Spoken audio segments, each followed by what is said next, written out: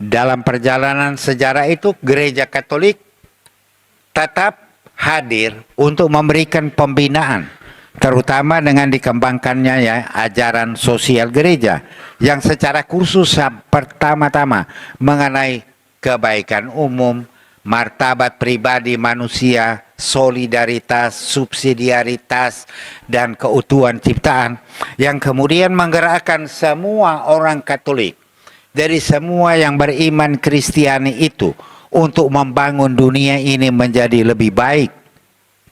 Biarpun ada begitu banyak injustices, ya, yaitu ketidakadilan, ketidakbaikan yang ada di dunia, terutama yang dilakukan oleh orang yang biasa kita sebut pemerintah dan mereka yang membuat hukum-hukum di dalam perjalanan negara itu, terutama di Eropa dan Amerika Serikat, yang kemudian dia berpindah ke negara-negara lain, khususnya sesudah Perang Dunia Kedua.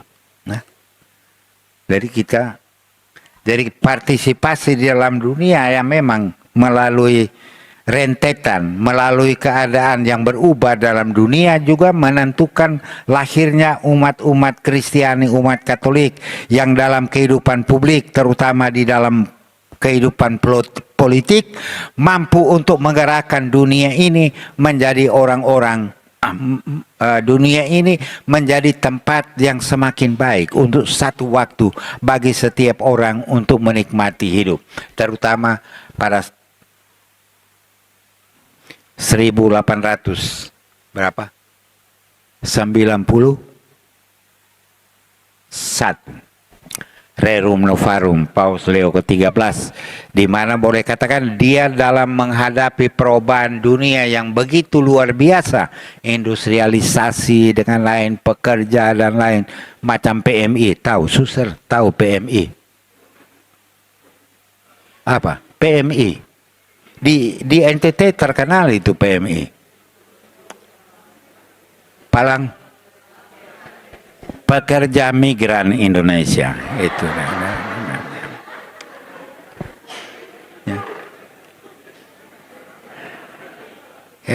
Dari itu memang sudah ada, karena misal keluarga-keluarga mulai ditinggalkan dengan lain, karena mereka mulai pergi di pabrik-pabrik dengan lain, pertanian mulai ditinggalkan dengan lain, sehingga interaksi antar manusia mulai dari keluarga dirusak.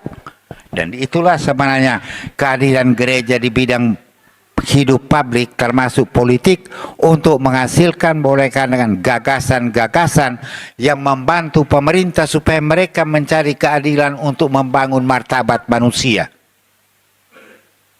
Mulai dari situ pekerjaan-pekerjaan yang terkait dengan pembangunan manusia, ya, pembangunan manusia yang perlu, yang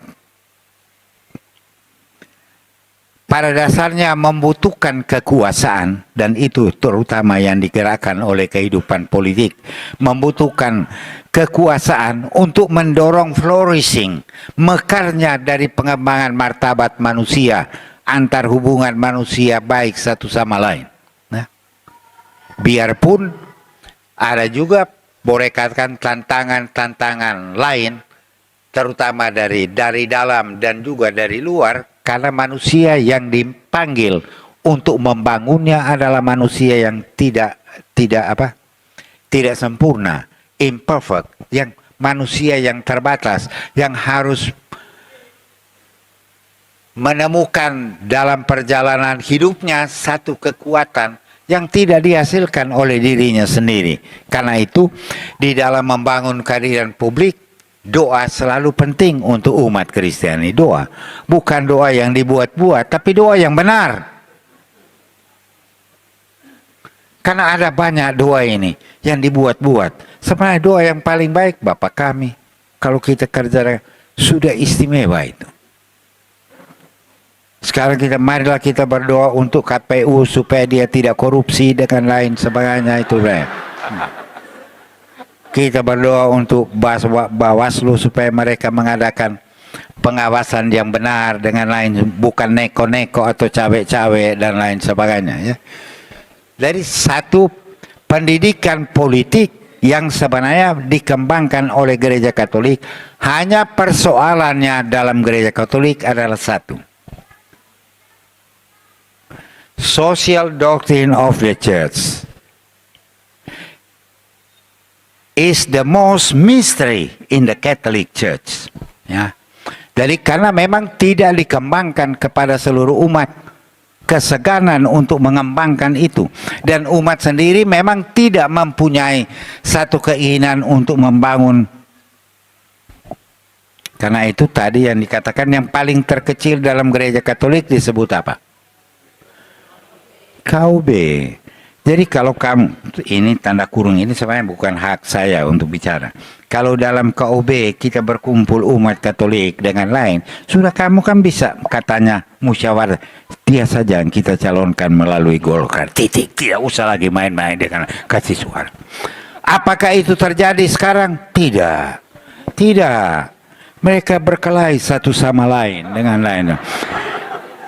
Tidak dicalonkan di Golkar, dia kutu loncat pergi di Nasdem, tidak di Nasdem kutu loncat pergi di DP, akhirnya ya keluar dari itu secara teknis yang dia punya pekerjaan, bukan saya hanya singgung sedikit dengan lain semua.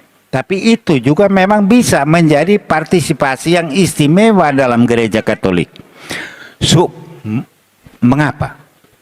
Supaya ada prinsip-prinsip moral, prinsip-prinsip iman yang ada dalam gereja Katolik. Di dalam kehidupan publik ada orang yang membela pada saat dia menjadi satu gagasan nasional atau lokal.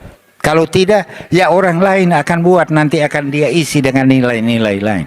Tapi itulah dialog kehidupan di bidang politik untuk membangun satu kehadiran di mana orang-orang Katolik makin paham tentang hidup politik. Bukan saya bilang cerdas politik, paham tentang hidup Katolik dalam kaitannya dengan iman. Itu kehadiran, itu gereja. Ya. Karena itu memang perlu kematangan hidup politik, kematangan. Dan kematangan itu bukan secara moral.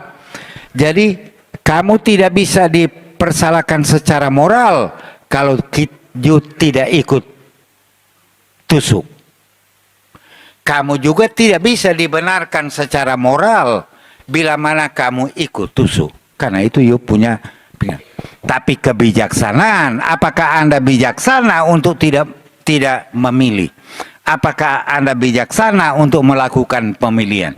Itulah yang harus dibangun di dalam kehidupan iman Katolik kepada orang Katolik supaya dia melakukan partisipasi yang tepat. Kalau tidak ada guna.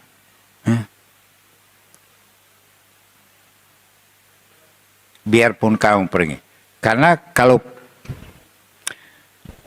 ya terpaksa saya mesti sebut hal ini supaya saya tidak mau, ya. Jadi ini demokrasi adalah satu bentuk kehidupan yang paling buruk di dunia. Tapi dia yang paling baik dari yang paling buruk. Nah, katanya itu memang. Itu yang paling buruk. Mengapa? Jangan anggap bahwa saya anti manusia, ya. Jadi kalau seorang profesor, doktor, MA, MSc, MMA, dia pergi tusuk, dan satu orang yang di ujung desa sana yang sama sekali tidak sekolah dengan lain, dan dia pergi tusuk, dan itu sama. Nah, itu yang buruknya dengan demokrasi. Karena orang dia tidak mengerti apa dia pergi tusuk hanya karena ini partai politik sudah pergi bujuk-bujuk dia, sudah one vote, one rupiah dengan lain sebagainya, sudah. Tapi dia tidak mengerti dengan lain. Jadi perbandingan antara si profesor dengan ini semuanya sama. Dan itulah yang boleh katakan ditoleransi dalam demokrasi. Kalau dalam dalam pemerintahan otoriter dengan lain tidak mungkin. Tidak mungkin bahwa orang yang di ujung sana sama dengan saya. saya jenderal, saya punya suara dengan dia sama. Tidak. Ya. Tapi ya, inilah yang dianut oleh masyarakat demokrasi. Tapi itu memang perlu satu kebijaksanaan dari umat Katolik untuk membangun satu kehidupan di mana mereka tidak dengan segan, tapi dengan gembira, dengan bangga ikut serta untuk membangun kehidupan publik yang makin baik, yang makin memberikan kesejahteraan, memberikan kekuatan kepada umat untuk mengalami dunia ini melalui tugas kewajiban sebagaimana yang saya baca dari pertama dalam kehidupan. Ya memang masih banyak, tapi saya tidak boleh ada waktu saya berhenti ya. Saya berhenti sendiri. Nah, kalau dia memang harus ada waktu karena mereka juga hanya dipilih untuk 5 tahun. So,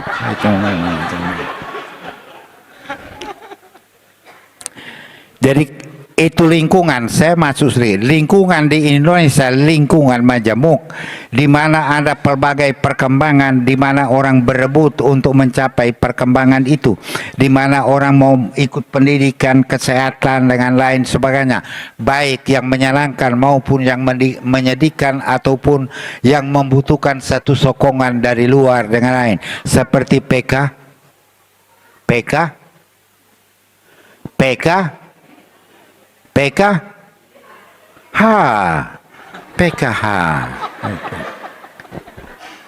yang membuat republik ini mulai rusak. Betul. Minta maaf ya. Dengan cara begitu, produktivitas dari masyarakat di Indonesia itu salah satu bagian yang harus lihat.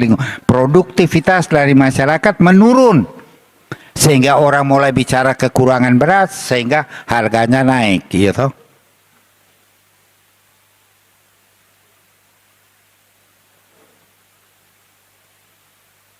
Jadi karena tunggu.